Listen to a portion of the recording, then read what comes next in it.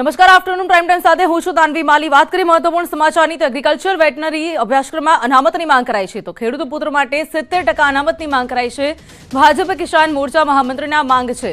મહામંત્રીની માંગ ઉઠી છે। કિસાન મોરચા મહામંત્રી હિરેન હિરપરાની માંગ છે। સીટો વધારવાની પણ માંગ કરાઈ છે તો ખેડૂતોના અને પશુપાલકોના સંતાનો માટે 70% બેઠકો અનામત રાખવાની માંગ કરી છે। મુખ્યમંત્રી ભૂપેન્દ્ર પટેલ અને કૃષિમંત્રી રાઘવજી પટેલની રજૂઆત કરાઈ છે। ખેડૂત પુત્રો માટે 70% બેઠક અનામતની માંગ કરાઈ છે, સાથે સીટો વધારવાની પણ માંગ કરાઈ છે। તો કિસાન મોરચા ખેડૂત પુત્રો માટે 70% અનામતની માંગ કરાઈ છે, ત્યારે ભાજપ કિસાન મોરચા મહામંત્રીની સરકાર પાસે માંગ કરાઈ છે। તો એગ્રીકલ્ચર વેટરનરી અભ્યાસક્રમમાં અનામત આપો તેવી માંગ ઉઠી છે। ખેડૂત પુત્રો માટે 70% બેઠક અનામતની માંગ કરાઈ છે, સાથે સીટોની પણ માંગ કરાઈ છે। તો કિસાન મોરચા મહામંત્રી હિરેન હિરપરાની માંગ છે। તો ભાજપ કિસાન મોરચા મહામંત્રી હિરેન હિરપરાની માંગ છે। ભાજપ કિસાન મોરચા મહામંત્રીની સીટો વધારવાની તથા 70% અનામતની પણ માંગ કરાઈ છે।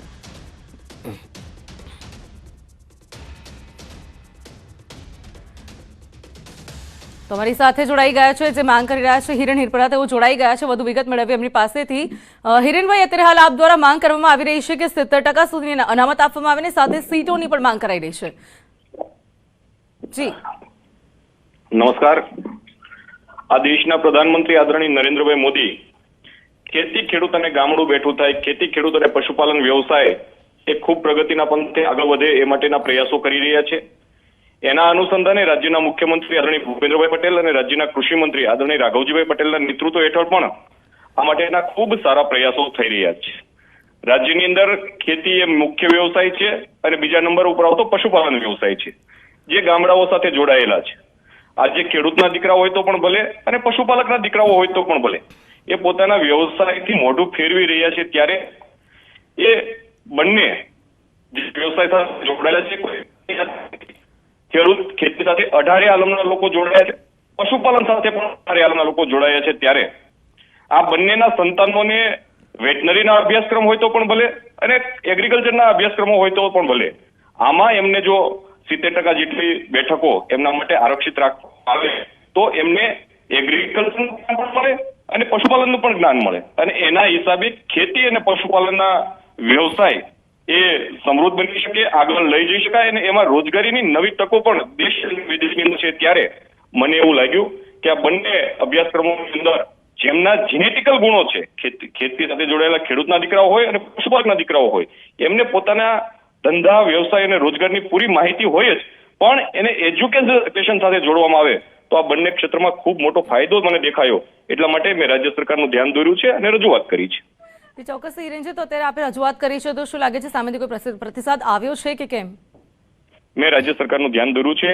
આદરણીય રાજ્યના મુખ્યમંત્રી ભૂપેન્દ્રભાઈ પટેલ અને રાજ્યના કૃષિ મંત્રી આદરણીય રાઘવજીભાઈ પટેલ આ રાજ્ય માટે ખૂબ સારા નિર્ણયો કરી રહ્યા છે, ત્યારે આગામી સમયની અંદર પણ આ ક્ષેત્રની જે અભ્યાસની સીટો છે એનો પણ વધારો થાય અને ખેડૂતોના સંતાનોને પશુપાલકોના સંતાનોને પ્રોત્સાહન મળે એ બાબતનો ચોક્કસ એ વિચાર છે, એવો મને આશાવાદ છે।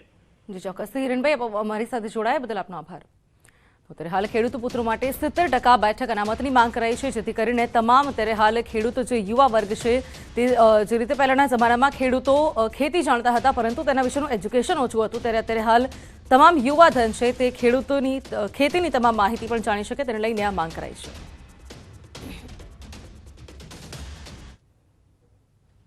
પ્રસિદ્ધ લેખક પન્નાલાલ પટેલની જીવનકથા જિંદગીનું સંજીવનીનું અંગ્રેજીમાં રૂપાંતર કરવામાં આવ્યું છે। તેમની પૌત્રી નતાશા પટેલે અંગ્રેજીમાં રૂપાંતર કર્યું છે, જેનું આજે વિમોચન મુખ્યમંત્રી ભૂપેન્દ્ર પટેલના હસ્તે કરવામાં આવ્યું। Finding gut the compelling journey of Pannalal Patel બુકનું વિમોચન કરવામાં આવ્યું છે। તો સીએમ ભૂપેન્દ્ર પટેલે આ પુસ્તકનું પન્નાલાલ પટેલની આત્મકથાનું અંગ્રેજીમાં અનુવાદ કરવામાં આવ્યું છે। તેમની પુત્રી દ્વારા ફાઇન્ડિંગ ગટ નામનું આ પુસ્તકનું વિમોચન કરાયું છે। પુસ્તક ફાઇન્ડિંગ હતું ગુજરાતીમાંથી અંગ્રેજી, પણ ભાષા કોઈ પણ હોય, ભાષા દરેક એને વ્યક્તિત્વ જે છે પન્નાલાલની એ વ્યક્તિત્વ દરેક જણ સુધી પહોંચે એ સામેનો વ્યક્તિ જે ભાષામાં સમજતો એ ભાષામાં એના સુધી પહોંચે એ આપણા માટે ગૌરવ. વાત કરીએ આગળ સમાચારની તો રાજ્યના શ્રમિક કલ્યાણ બોર્ડ દ્વારા આજથી ફરી એક વખત શ્રમિક અન્નપૂર્ણા યોજનાનો આરંભ કરવામાં આવ્યો છે. તો નાણામંત્રી કનુ દેસાઈએ વાપીના ગુંજન વિસ્તારથી શ્રમિક કલ્યાણ યોજના અંતર્ગત માત્ર 5 રૂપિયામાં પૌષ્ટિક ભોજન પૂરું પાડતી યોજનાનો શુભારંભ કરાવ્યો. રાજ્યમાં અત્યારે અંદાજે 1 લાખ શ્રમિકો આ યોજનાનો લાભ લઈ રહ્યા છે. ત્યારે વલસાડ જિલ્લામાં હવેથી 6 જગ્યા પર આ યોજના અંતર્ગત શ્રમિકોને માત્ર 5 રૂપિયામાં પૌષ્ટિક ભોજન મળી રહેશે. તો 5 રૂપિયામાં શ્રમિકોને પૌષ્ટિક ભોજન મળવાથી આ વિસ્તારના શ્રમિકો માટે આ યોજના આશીર્વાદરૂપ પુરવાર થશે.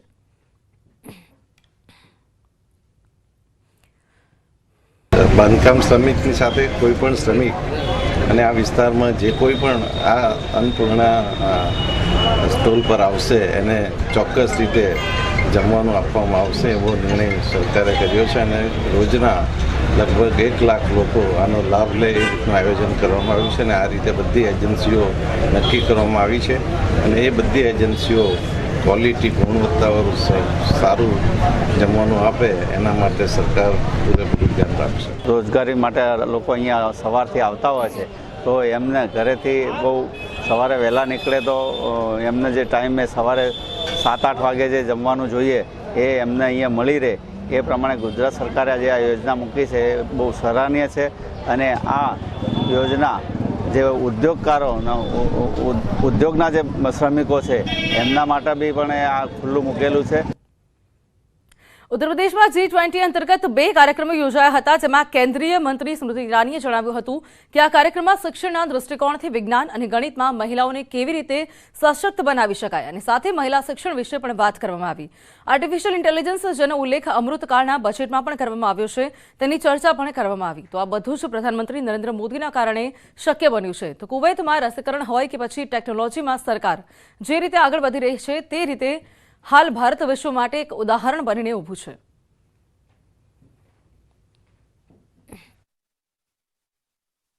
आज उत्तर प्रदेश में 2 प्रमुख कार्यक्रम इंटरनेशनल दृष्टिकोण से हो रहे हैं. एक इन्वेस्टमेंट समिट लखनऊ में, दूसरा महिलाओं के दृष्टिकोण से G20 की प्रेसिडेंसी की वार्ता का पहला दिन आज आगरा में हुआ. इसमें महिला को शिक्षा की दृष्टि से विज्ञान और गणित में किस प्रकार से और सशक्त कर सकते हैं इस पर चर्चा का एक बिंदु ये भी रहा. हम ट्रेडिशनल वर्कफोर्स में महिलाओं की चर्चा करते हैं, लेकिन यहाँ पर non traditional workforce artificial intelligence जिसका उल्लेख अमृतकाल के बजट में भी रहा, उसके ऊपर भी चर्चाएं रही. महिला और एंटरप्राइज, हमारे देश की महिलाओं ने उद्योग जगत में और विशेषतः सेल्फ हेल्प ग्रुप के माध्यम से अपनी प्रतिभा का प्रदर्शन किया है, वो भी न सिर्फ हिंदुस्तान में बल्कि विश्व में चर्चा का विषय रहा है. અને હવે વાત કરીએ અંધશ્રદ્ધાના ડામની.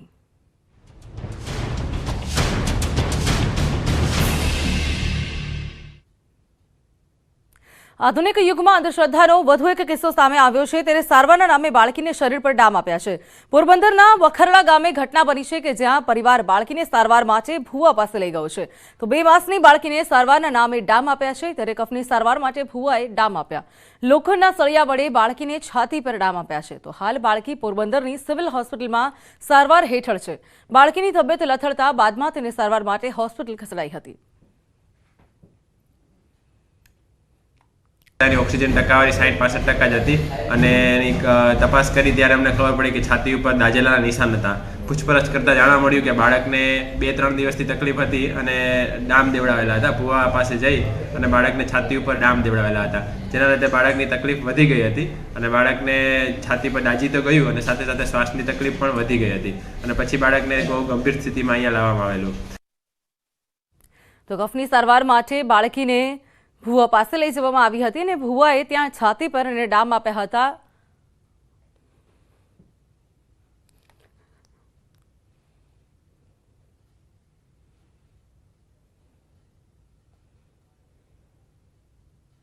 તો ન્યૂઝ 18 ગુજરાતીના અહેવાલની વધુ એક અસર વર્તાઈ છે. મહીસાગરમાં બાળકને ડામ આપનાર સાવકી માતા વિરુદ્ધ લુણાવાડામાં ફરિયાદ નોંધાઈ છે.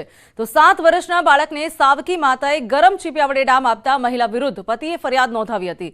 તો બાળક ઘરમાં તોફાન કરતું હતું ત્યારે સાવકી માતાએ ગુસ્સામાં આવીને બાળકીને ચીપિયા વડે ડામ આપ્યા હતા. તો લુણાવાડા પોલીસ મથકમાં મહિલા વિરુદ્ધ ફરિયાદ પણ નોંધાઈ છે. તો આ અંગે વધુ વાત કરવા ફોનલાઈન પર મિતેશ જોડાઈ ગયા છે. મિતેશ, સાવકી માતાએ બાળકી હેરાન કરતું હોવાની કહીને તેને ચીપિયાથી ડામ આપ્યા હતા, તેના વિરુદ્ધ ફરિયાદ નોંધવામાં આવી છે. શું છે વધુ વિગત? જી મિતેશ.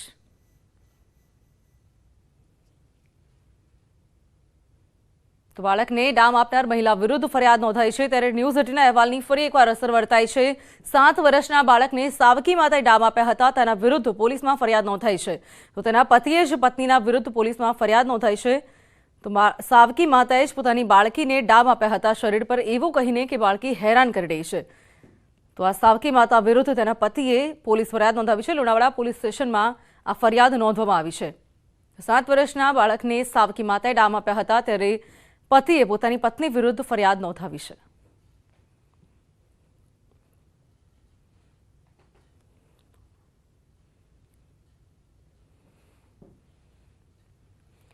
તો અંગે વધુ વાત કરવા ફોનલાઈન પર મિતેશ જોડાઈ ગયા છે. મિતેશ, સાવકી માતાએ જ પોતાની બાળકીને ડામ આપ્યા હતા અને એ બાદ હવે એ પત્ની ઉપર અત્યારે ફરિયાદ નોંધવામાં આવી છે તેમના પતિ દ્વારા. શું છે વધુ વિગત? જી બિલકુલ થી જો વાત કરવામાં આવે તો મહીસાગર જિલ્લાના લુણાવાડા નગરની અંદર એક સાવકી માતા દ્વારા બાળકને ડામ આપવામાં આવ્યા હતા અને તેને માર પણ મારવામાં આવ્યો હતો. વિગતવાર વાત કરવામાં આવે તો જે પતિ નોકરી જાય ત્યારબાદ જે સાવકી માતા છે તે બાળકને મારતી હતી અને ભારે ગુસ્સામાં આવી અને તેના પર ચીપિયા વડે જે ડામ છે તે દેવામાં આવ્યા હતા. જો કે સમગ્ર મામલે ન્યૂઝ 18 દ્વારા જે અહેવાલ પ્રસારિત કરવામાં આવ્યો હતો ને આ જે અહેવાલની અસર જોવા મળી રહી છે, જેને લઈને જે પોલીસ છે અને બાળ વિકાસ અધિકારી છે તેના દ્વારા તપાસ હાથ ધરવામાં આવી હતી અને તેને પોલીસ મથકે ફરિયાદ નોંધવામાં આવી હતી. જોકે આજે પોલીસ દ્વારા તેના પર સખત કાર્યવાહી કરવામાં આવી છે અને ફરિયાદ નોંધી અને આગળની જે કાર્યવાહી છે તે હાથ ધરવામાં આવી રહી છે. જી ચોક્કસ મિતેશ, જોડાઈ સમગ્ર માહિતી આપવા બદલ આભાર. તો બાળકને ડામ આપનાર સાવકી માતા વિરુદ્ધ પતિએ જ ફરિયાદ નોંધાવી છે.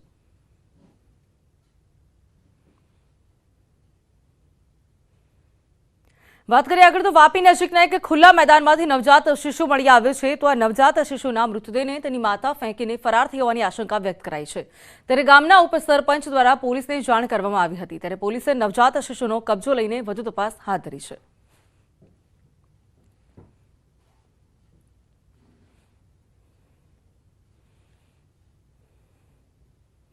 મોરબી એસઓજી દ્વારા સ્પાનીયાર્ડમાં ચાલતું કૂટણખાનું ઝડપી લેવામાં આવ્યું છે. તો હેલો કિટી ફેમિલી સ્પામાં દરોડા પાડવામાં આવ્યા હતા, જેમાં બહારથી મહિલાઓ બોલાવીને અનૈતિક શરીર સુખ માણવા સુખ સગવડ પૂરી પાડતી હતી. તો જેમાં સ્પા સંચાલક ગુડિયા રાજુ મિશ્રા સહિત 2 આરોપીઓની ધરપકડ કરાઈ છે.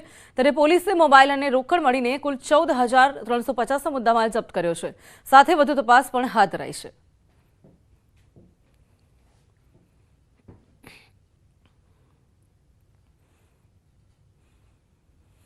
દાહોદના દેવગઢ બારિયામાં ગેસ ચોરીનું કૌભાંડ ઝડપાયું. દેવગઢ બારિયાના પીપલોદમાં સ્ટેટ વિજિલન્સ દ્વારા રેડ કરતા સમગ્ર કૌભાંડ બહાર આવ્યું.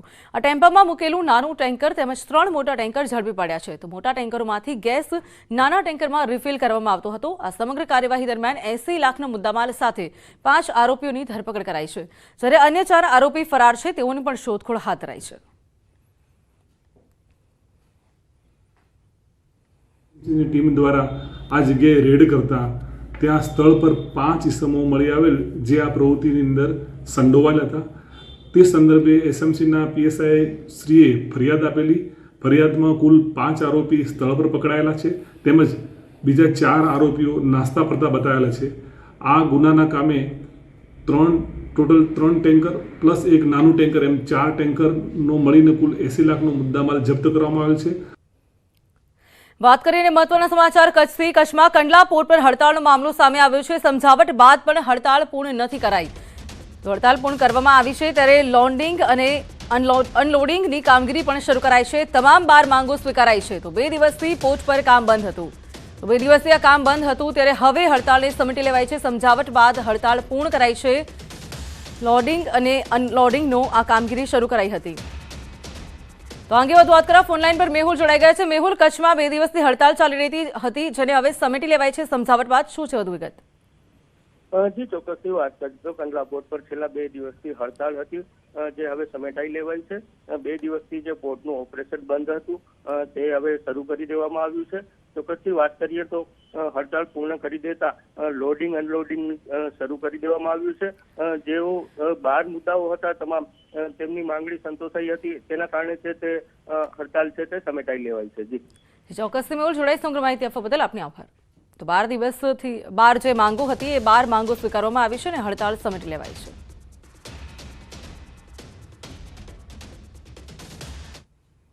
મહીસાગર જિલ્લા કોંગ્રેસમાં કકળાટ થયો છે. જિલ્લા કોંગ્રેસના 13 આગેવાનોના રાજીનામા પડ્યા છે. તો મહીસાગર જિલ્લા કોંગ્રેસે પ્રમુખને રાજીનામું આપ્યું છે. આંતરિક કલહ અવગણના થતી હોવાનો પણ આક્ષેપ કર્યો છે. તો જિલ્લામાં એક મહિનામાં 20થી વધુ કાર્યકરો અને હોદ્દેદારોના રાજીનામા પડ્યા છે. મહીસાગર કોંગ્રેસમાં કકળાટ સપાટી પર પહોંચ્યો છે. જિલ્લા કોંગ્રેસના 13 આગેવાનોએ રાજીનામા આપ્યા છે.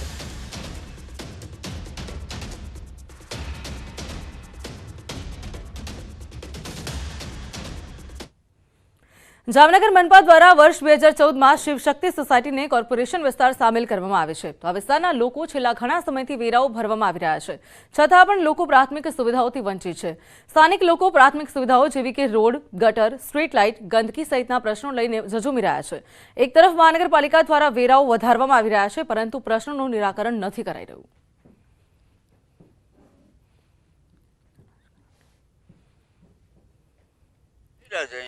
અમારે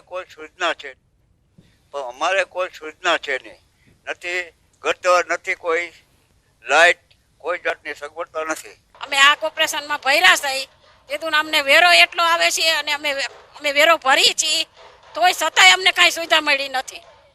કે નથી નળ, કે નથી ગટરું, કે નથી હરખું આમ પાણી એટલું આપતા, કે રોડ નથી બનાવ્યો, કે પાણીને ખાડા એવા થઈ જાય ને ભરતી નાખી કે રોડ તો નથી બનાવતા, ભરતી અહીંયા નાખેલી નથી. તમે જોઈ લ્યો, ગટર કાંઈ સુવિધા અમને આપી નથી હજી સુધી. અહીંયા નથી નળની સગવડ કે નથી રોડની સગવડ, અને અડધુંમાં લાઇટ છે ને અડધામાં નથી. થાંભલા એમનેમ છે.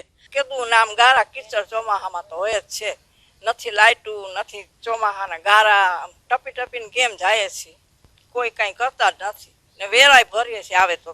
જામનગર શહેરની ભાગોળે આવેલા હાપાના શિવશક્તિ સોસાયટી છે. આ સોસાયટી મહાનગરપાલિકામાં 2014થી ભરી છે.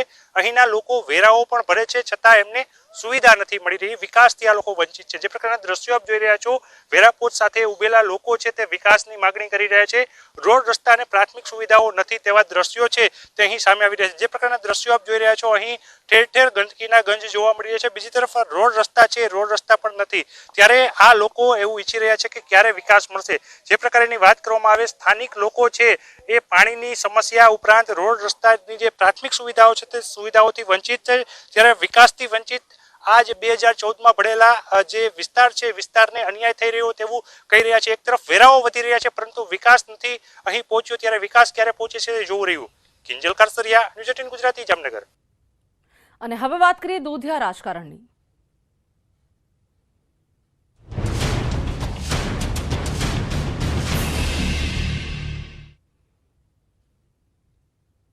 વડોદરાની ડેરીમાં કાળા કારોબાર થતા હોવાના સણસણતા આક્ષેપો થયા છે. તો ભાજપના ધારાસભ્ય કેતન ઇનામદારે બરોડા ડેરીનો ખોલ્યો છે કાળો ચિઠ્ઠો.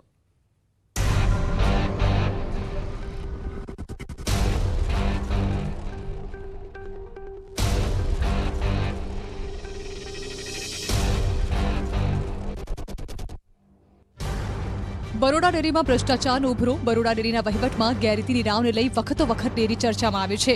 આવી સ્થિતિ વચ્ચે ડેરીમાં સગાઓને નોકરી આપવાના આક્ષેપનો મામલો રોજે રોજ વધુ ગરમાતો જાય છે. ત્યારે સાવલીના ધારાસભ્ય કેતન ઇનામદારે બરોડા ડેરીના વિવાદ મામલે 19 મુદ્દાની રજૂઆત બાબતે ડેરીમાં ગેરરીતિ થતો હોવાનો લેટર બોમ્બ ફોડ્યો. કોલ્ડ રૂમના મેન્ટેનન્સના ટેન્ડરમાં ભ્રષ્ટાચારથી લઈને ડેરીમાં સગા સંબંધીઓને નોકરી આપવામાં આવી હોવાના મોટા આક્ષેપો કર્યા છે. આ ટેન્ડર આપ્યું છે જે 24,45,950નું હતું, એ ટેન્ડર આપવામાં આવ્યું છે 29 લાખમાં. એટલે 5 લાખનો સીધો જ તફાવત અહીં આગળ થાય છે. બરોડા ડેરીના 2022માં મેનેજર, આસિસ્ટન્ટ મેનેજર, સુપ્રિન્ટેન્ડન્ટ, કામદાર વગેરેની જરૂરિયાત ના હોવા છતાં પણ લાગતા ઓળખતાઓને નિમણૂક કરી બરોડા ડેરીને નિયામક મંડળ દ્વારા આર્થિક નુકસાન પહોંચાડવામાં આવેલ છે. એમએલએ કેતન ઇનામદારે બરોડા ડેરીમાં ભ્રષ્ટાચારના કયા આક્ષેપ લગાવ્યા છે તેના પર નજર કરીએ તો બરોડા ડેરીના નિયામક મંડળ અને એમડી પશુપાલકના હિતમાં નિર્ણયો નથી લેતા. કોલ્ડ રૂમના મેન્ટેનન્સના ટેન્ડરમાં ભ્રષ્ટાચારનો આક્ષેપ. ટેન્ડર 24 લાખનું હતું, પરંતુ 29 લાખમાં આપ્યું. ચીઝ કેટલના ટેન્ડરમાં પણ 37 લાખનો ભ્રષ્ટાચાર થયો. બોડેલી ચિલિંગ સેન્ટરનો ઉપયોગ ન કરીને ડેરીને નુકસાન કર્યું. ડેરીમાં સગા સંબંધીઓને નોકરીઓ આપી. ત્યારે આક્ષેપોમાં કેટલો દમ છે તે મોટો સવાલ છે. તો આ મામલે ડેરી તરફથી કોઈ ખુલાસા થાય છે કે કેમ તે જોવાનું રહેશે. અંકિત ગોંસીકર, ન્યૂઝ 18 ગુજરાતી, વડોદરા. અને હવે વાત કરીએ 51 શક્તિપીઠોની પરિક્રમાની.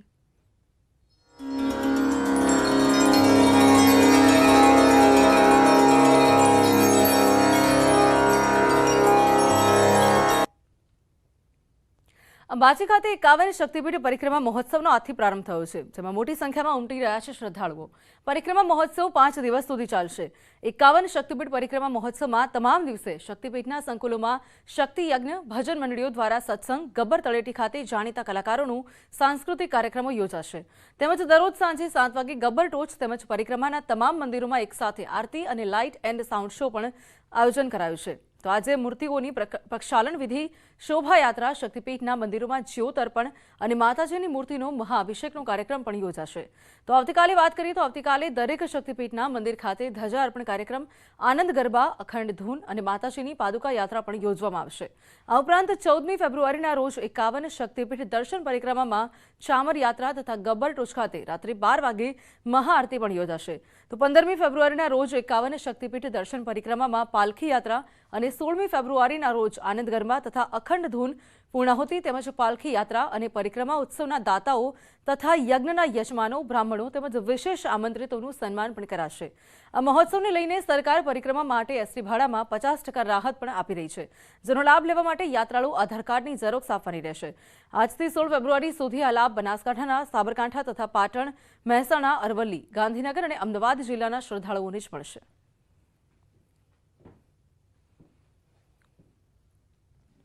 અંબાજી એ આપણી 51 શક્તિપીઠમાં વધુમાં વધુ મહત્ત્વનું પીઠ છે.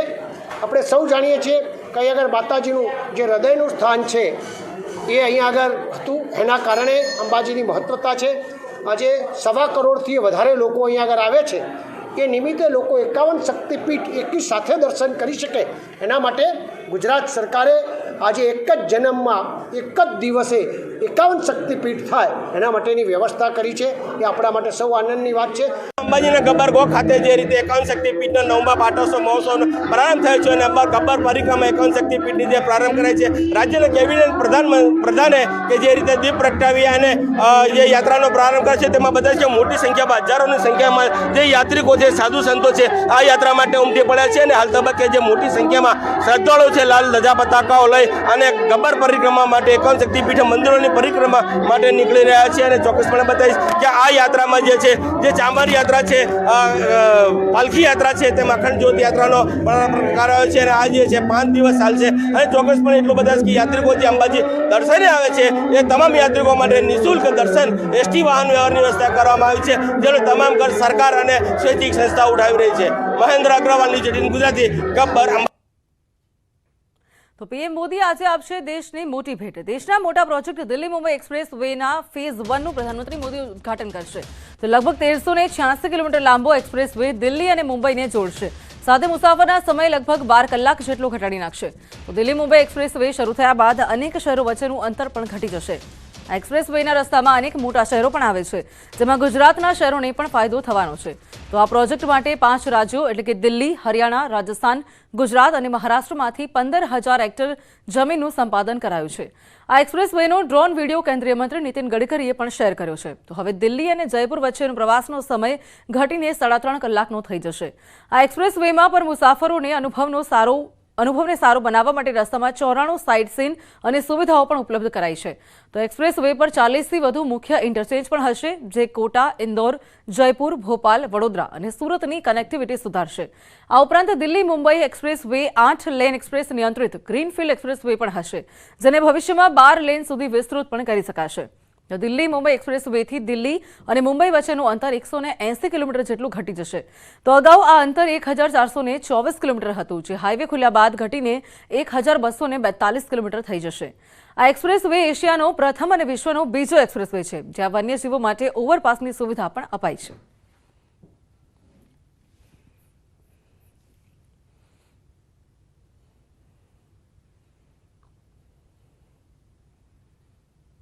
વાત કરીએ આગળ સમાચારની તો ગુજરાત કોંગ્રેસ પ્રવક્તાએ જુનિયર ક્લાર્ક પરીક્ષાને લઈને મુખ્યમંત્રીને પત્ર લખ્યો છે. ડોક્ટર મનીષ દોશીએ જુનિયર ક્લાર્કની પરીક્ષાના પેપર લીકને લઈને સવાલ પૂછ્યા. પ્રિન્ટિંગ પ્રેસના પેપર છપાયા તે ગુપ્ત હતું તો આરોપીઓ સુધી માહિતી કેવી રીતે પહોંચી? ઉપરાંત પેપર લીક કાંડમાં મોટા અધિકારી તેમજ કર્મચારીની પણ સંડોવણી છે કે શું? તેવા સવાલો કરતા પત્ર મુખ્યમંત્રીને તેઓએ લખ્યો છે.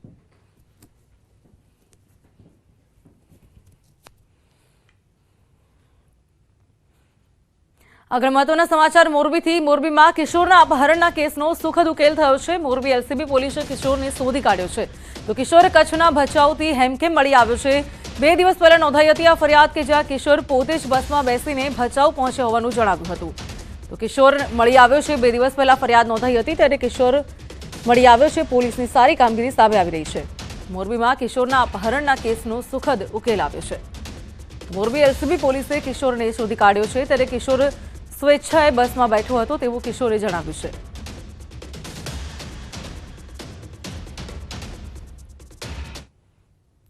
જૂનાગઢ જેલમાં નવા અધિક્ષક દ્વારા ચેકિંગની કામગીરી હાથ ધરાઈ છે. ચેકિંગ કરતા કેટલીક વસ્તુઓ મળી આવી છે. જોકે આરોપીઓએ ચેકિંગનો વિરોધ કરીને ખોટી રીતે દવા પીને ફરજમાં રૂકાવટ કરી હતી. ચેકિંગનો વિરોધ કરનાર સામે એ ડિવિઝન પોલીસ મથકમાં ફરિયાદ નોંધાતા પોલીસે વધુ કાર્યવાહી હાથ ધરી છે.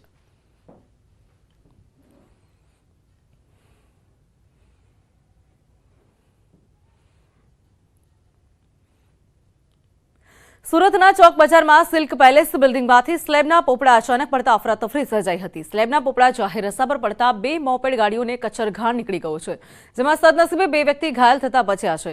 આ જર્જરિત બિલ્ડિંગે આશરે 25 થી 30 વર્ષ જૂની છે, જેનું સમયસર રિનોવેશન ન કરાવતા આ ઘટના બની છે. તો ઘટનાની જાણ થતાં ફાયર વિભાગ અને મનપા અધિકારી પણ